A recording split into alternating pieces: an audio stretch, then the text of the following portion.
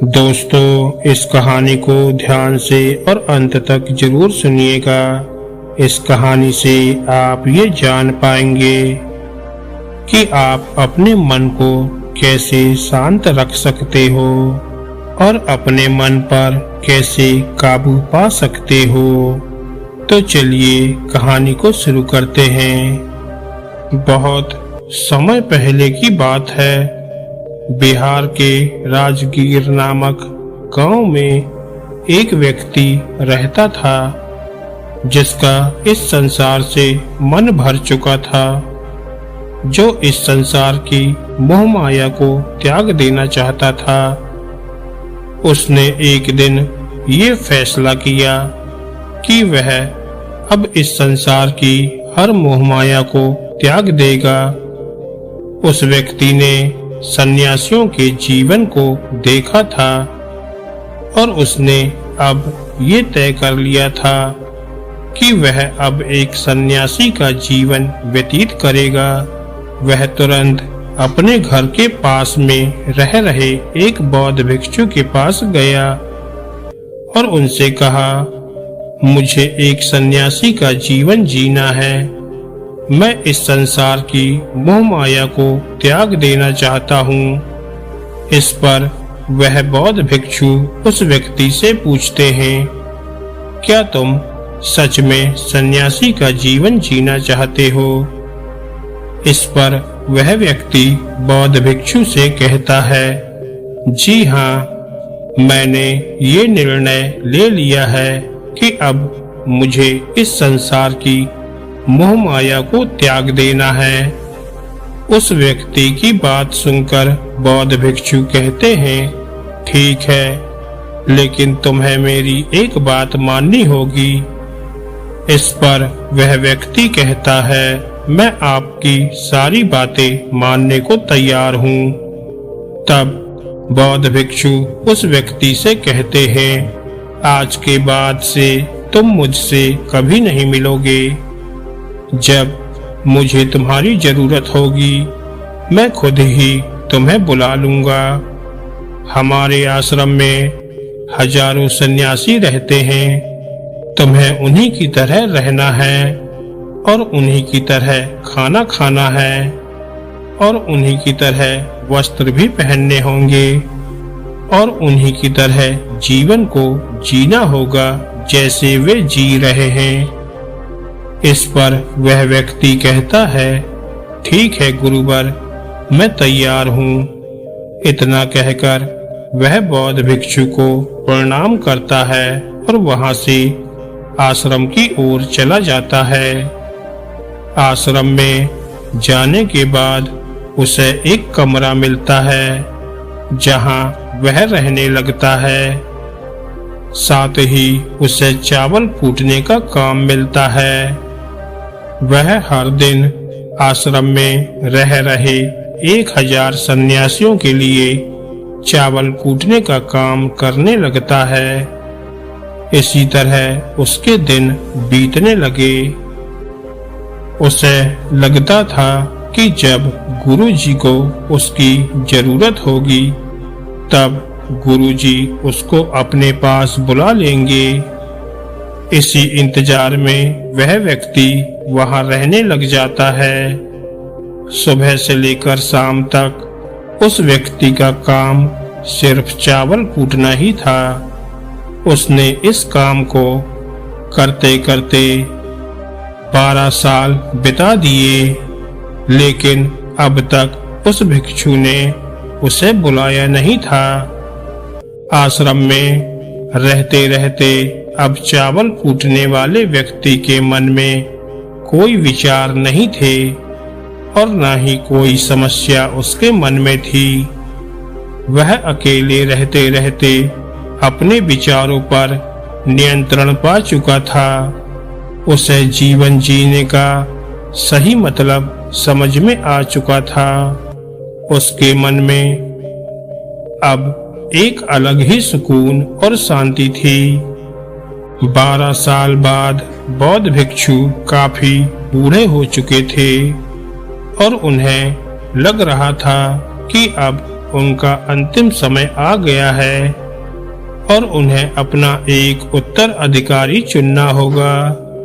इसलिए उन्होंने पूरे आश्रम में घोषणा करवा दी, जो कोई भी उत्तराधिकारी बनना चाहता है वह देर रात मेरे कमरे के बाहर 4 पंक्तियां लिखकर जाएगा और उसे उन पंक्तियों में बताना होगा कि जीवन जीने का सही तरीका क्या है और इस जीवन को किस तरह से जीना चाहिए।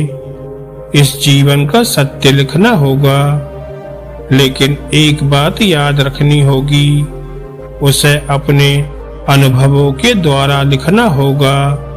किताब में कहीं सुनी हुई बातों को नहीं लिखना है या किसी से नकल करके भी नहीं लिखना है। जो भी ये बताने में सफल हो जाएगा वही मेरा उत्तराधिकारी होगा। आश्रम में जितने भी लोग रहते थे वे सब उस बौद्ध भिक्षु का आदर करते थे और उन्हें कोई भी धोखा नहीं देना चाहता था। सभी भिक्षुओं की इच्छा थी कि वे उनका उत्तराधिकारी बने, लेकिन कोई भी इस काम को करने को तैयार नहीं था। उन 1000 बौद्ध भिक्षुओं में से एक विद्वान बौद्ध भिक्षु बहुत ही हिम्मत जुटाकर अंधेरी रात में दीवार के बाहर लिख देता है कि मन एक दर्पण की तरह है, उसमें धूल जम जाती है, उस धूल को साफ कर दो, सत्य का अनुभव हो जाता है। उस बौद्ध भिक्षु के कहने का तात्पर्य था कि हमारा मन दर्पण के समान है, जिसमें अनेक विचार और कलंक रूपी धूल जमी हुई होती है। जब हम अपने मन को साफ करते हैं तो हम सत्य का अनुभव करते हैं, अर्थात जब हम अपने मन की धूल को हटा देते हैं तो हम सत्य को अनुभव कर पाते हैं। ये 4 पंक्तियां उस शिष्य ने बड़ी हिम्मत जुटाकर अपने गुरुवर के कमरे के बाहर लिख दी। अगली सुबह जब बौद्ध भिक्षु उठे और कमरे के बाहर लिखी 4 पंक्तियों को पढ़ा और कहा, किस मूर्ख ने लिखी हैं, मेरी दीवार को किसने खराब कर दिया है, उसे पकड़कर मेरे पास अभी लाओ।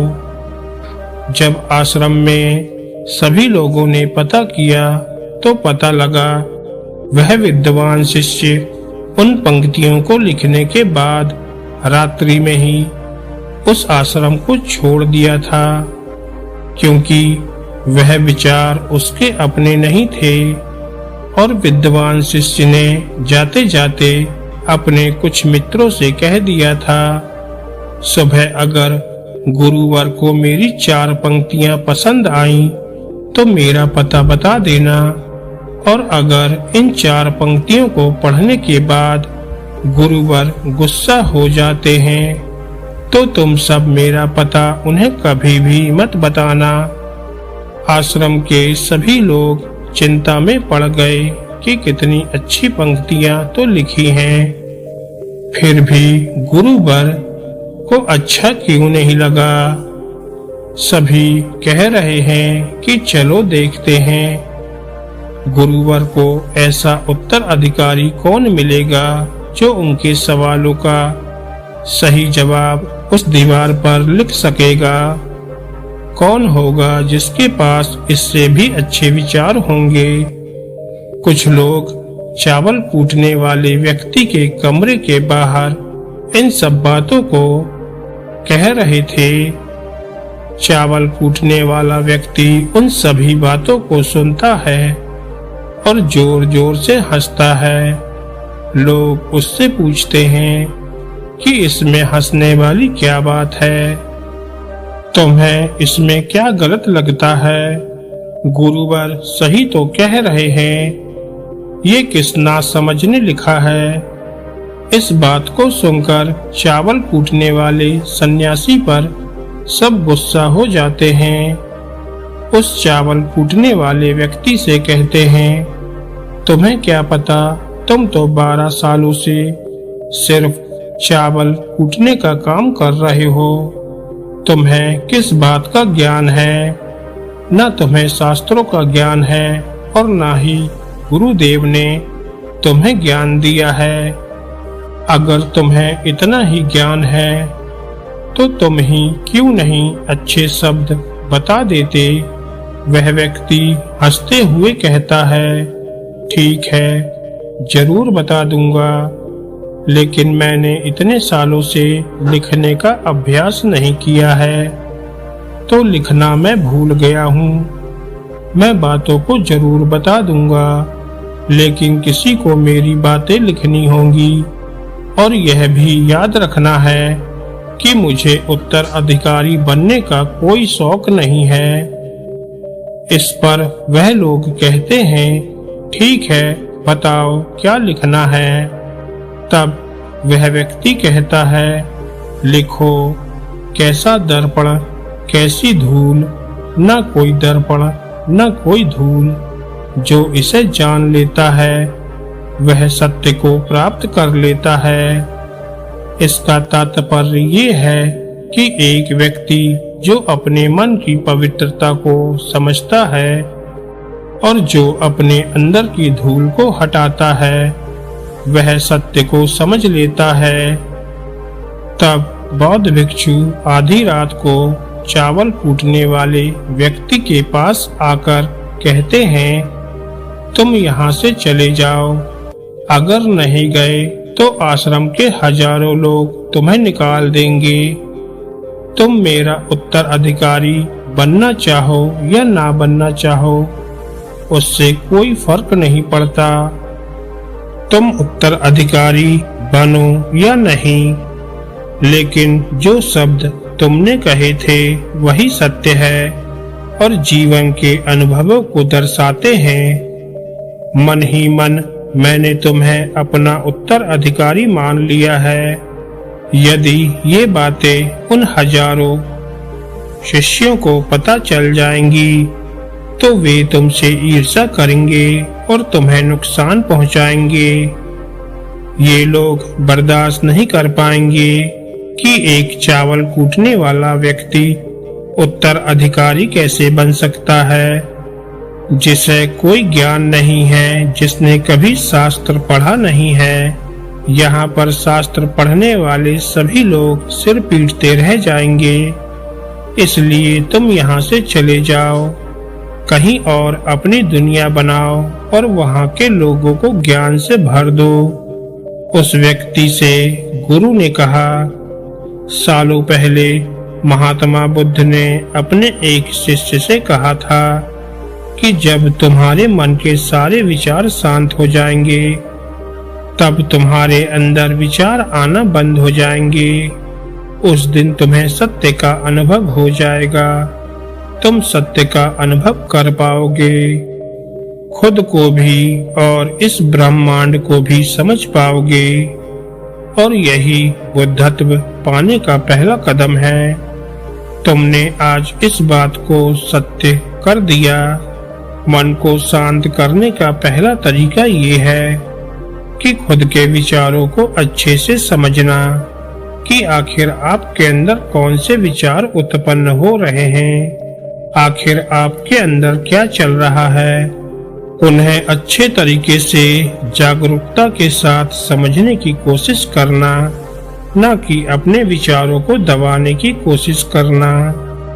अगर आप अपने मन के विचारों को दबाने की कोशिश करते हैं तो मन और तेजी से भटकने लगता है। जब भी आपको लगे आपका मन जल्द ही भटक जाता है तो तुरंत आप उस पर ध्यान देना शुरू कर दें। लगातार कोशिश के बाद आप पाएंगे कि आपके अंदर विचारों को जागरूक करके देखने की एक आदत सी हो गई है। उसी के साथ आप ये भी देख पाएंगे कि आपके मन में बुरे विचार अत्यधिक उत्पन्न हो रहे हैं। आपके मन में जो भी विचार उत्पन्न हो रहे हैं वो सकारात्मक भी हो सकते हैं और नकारात्मक भी हो सकते हैं। उनसे आपको कोई भी छेड़खानी नहीं करनी है। बस आपको अपने प्रयास पर काम करते रहना है। ये अभ्यास आप लगातार करते रहें तो एक समय आने के बाद आप अपने विचारों को नियंत्रित करने में सफल हो जाएंगे। तब जाकर आपको असली सुकून और शांति की प्राप्ति हो जाएगी। तब आपको किसी भी प्रकार की चिंता नहीं सताएगी, क्योंकि आप खुद पर विजय प्राप्त कर लेते हो और अब आप अपने विचारों को नियंत्रित कर सकते हो। दोस्तों, हम उम्मीद करते हैं कि आपको ये कहानी जरूर पसंद आई होगी और अब आप ये समझ गए होंगे कि हम अपने मन के विचारों को कैसे नियंत्रित कर सकते हैं। दोस्तों, अगर आपको ये वीडियो अच्छी लगी हो तो वीडियो को लाइक करें और ऐसी ही ज्ञानवर्धक और मोटिवेशनल कहानियाँ सुनने के लिए हमारे चैनल को सब्सक्राइब करना ना भूलें। धन्यवाद दोस्तों।